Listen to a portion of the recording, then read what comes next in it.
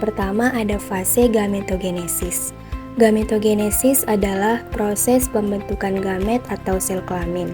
Sel gamet yang terdiri dari gamet jantan atau spermatozoa dihasilkan di testis dan gamet betina atau ovum yang dihasilkan di ovarium.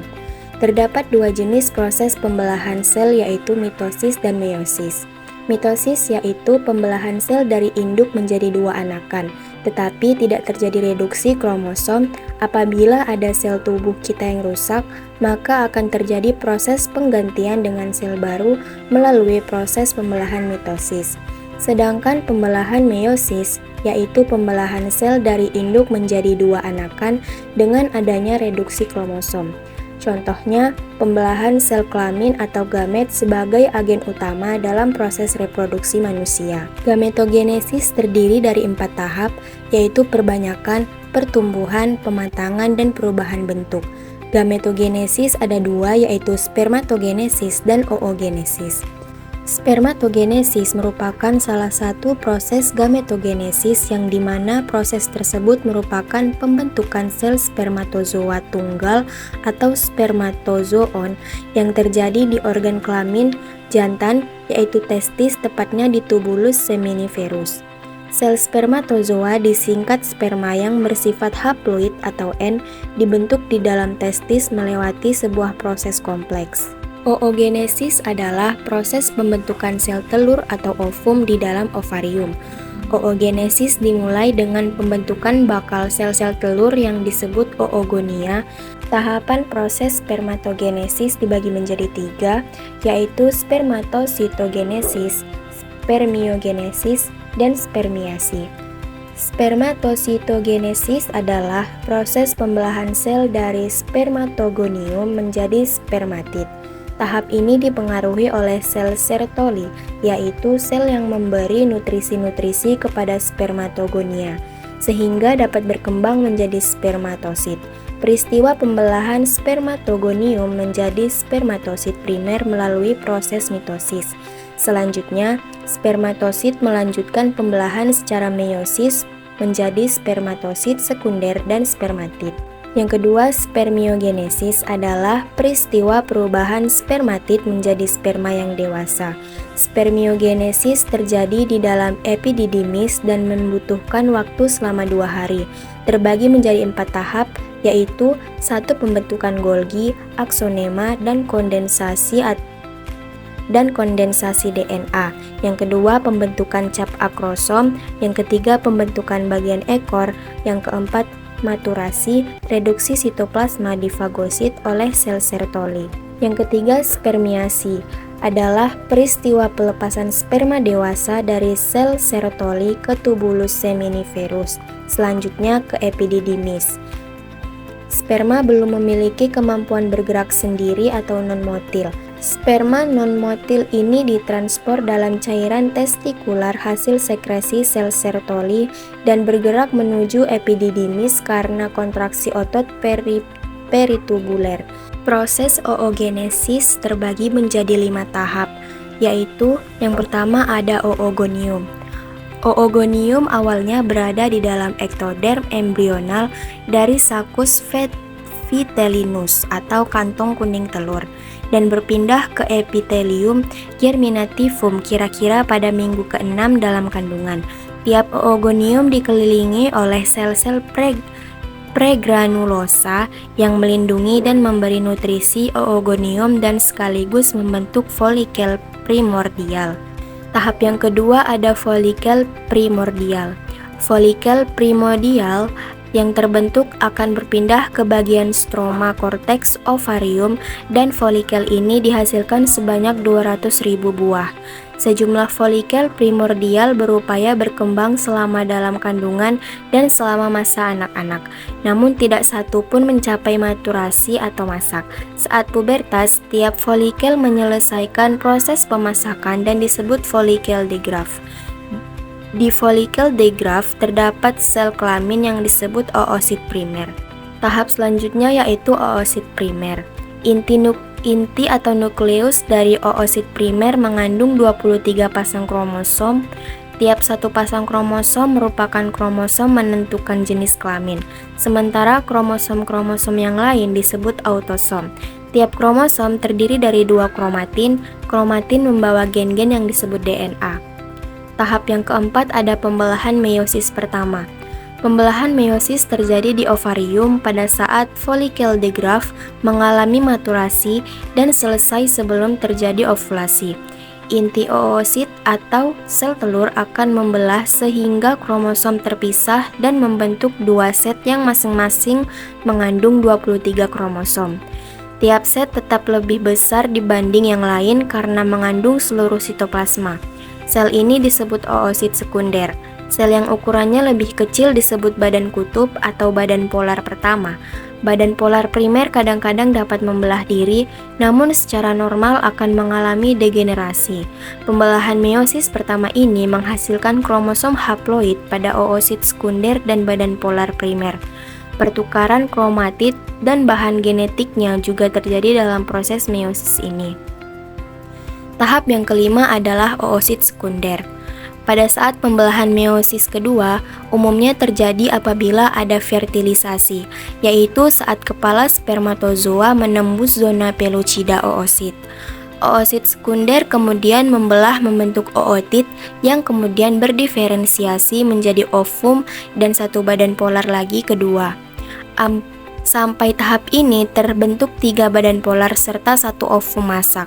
Baik badan polar dan ovum mengandung bahan genetik yang berbeda. Ketiga badan mengalami degenerasi.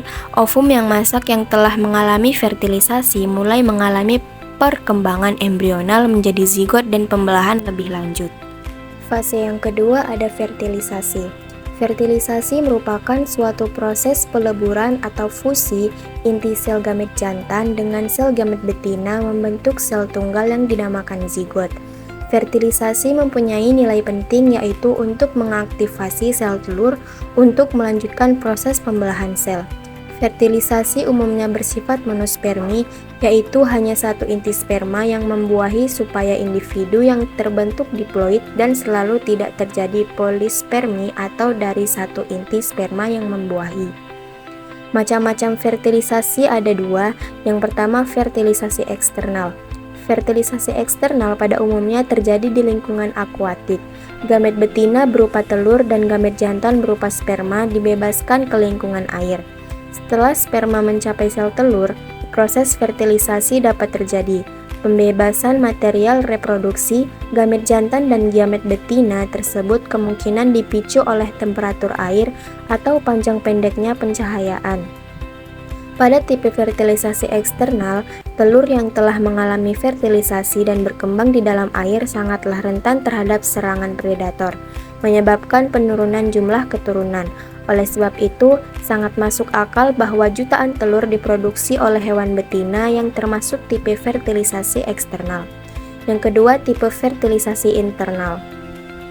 Fertilisasi dapat terjadi secara eksternal yaitu di luar tubuh induk, sementara fertilisasi internal terjadi di dalam tubuh induk. Fertilisasi internal pada umumnya terjadi di dalam oviduk. Setelah mengalami fusi, kemudian akan membentuk zigot. Fertilisasi internal umumnya terjadi pada sebagian besar hewan darat, meskipun ada sebagian hewan akuatik yang fertilisasinya terjadi secara internal. Ada 3 tipe hewan dalam menghasilkan keturunan setelah melalui fertilisasi internal, yaitu ovipar, ovovivipar, dan vivipar. Fertilisasi ini dilakukan oleh reptil, unggas, dan mamalia.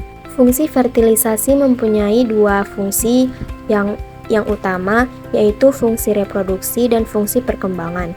Fungsi reproduksi ini memungkinkan perpindahan unsur-unsur genetik dari kedua orang tua atau parentalnya. Jika pada proses pembentukan gamet terjadi reduksi unsur genetik dari diploid menjadi haploid, maka pada proses fertilisasi kemungkinan terjadi pemulihan kembali unsur genetiknya, sehingga diperoleh individu normal 2N. Sementara fungsi perkembangan ini memungkinkan rangsangan pada sel telur untuk melanjutkan dan menyelesaikan proses pembelahan meiosisnya dan membentuk pronukleus betina yang akan melebur dengan pronukleus jantan.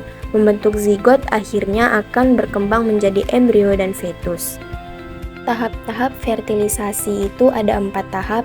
Yang pertama, tahap persiapan, kapasitasi, dan reaksi akrosom. Ejakulat spermatozoa telah dibuktikan tidak dapat memfertilisasi telur ketika sudah berada di vagina.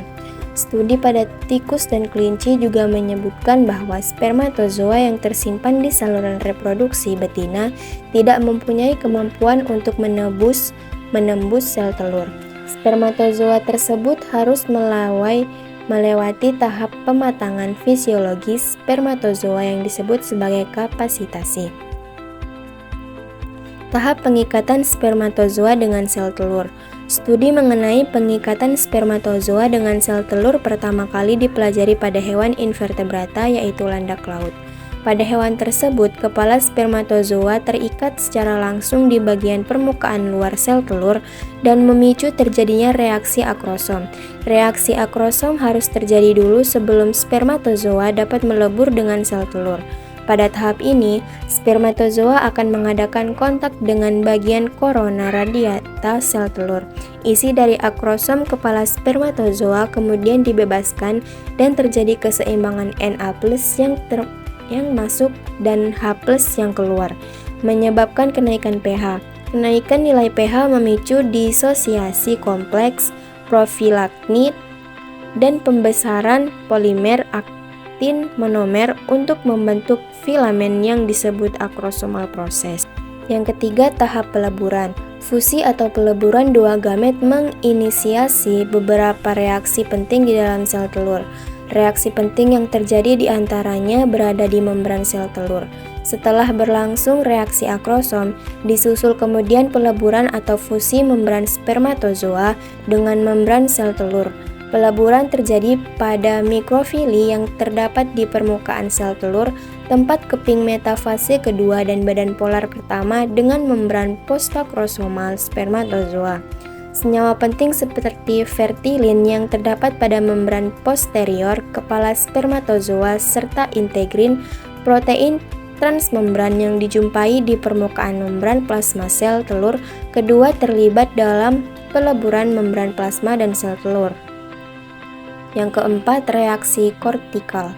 Reaksi kortikal adalah reaksi yang menyebabkan zona pellucida menjadi keras sehingga mencegah spermatozoa lain untuk berikatan dengan zona pellucida dan mencegah terjadinya polispermi.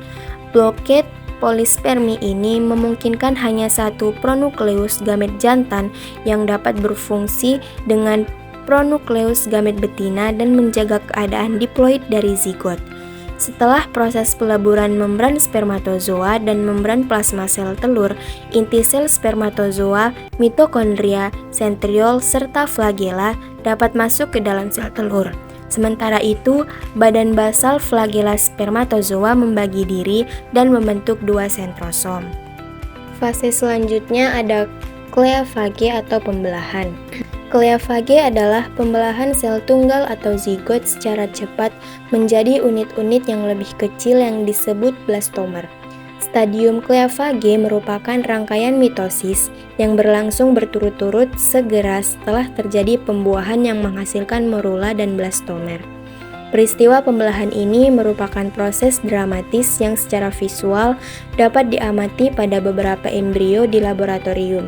Itu pun hanya pada pembelahan embrio untuk organisme tertentu, misalnya pada katak dan beberapa hewan yang tidak ditutupi oleh cangkang. Kleavage merupakan proses pembelahan sel paling awal dan teratur setelah fertilisasi selesai yang dialami oleh sel tunggal zigotik menuju proses kedewasaan. Kleavage ini menciptakan embrio multiseluler atau blastula dari zigot. Pembelahan atau kleavage juga disebut segmentasi dan proses pembelahannya diaktifasi oleh enzim MPF. Dengan pembelahan tersebut, zigot yang mulanya uniseluler berubah menjadi blastomer atau multiseluler.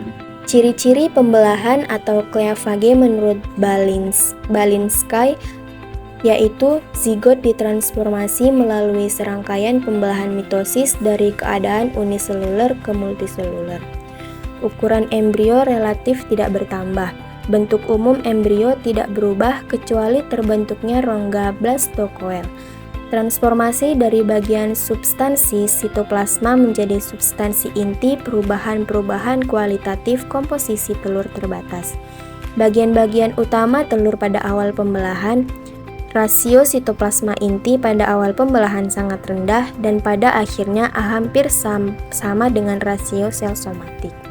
Fase selanjutnya ada organogenesis. Organogenesis adalah proses pembentukan organ-organ tubuh pada makhluk hidup.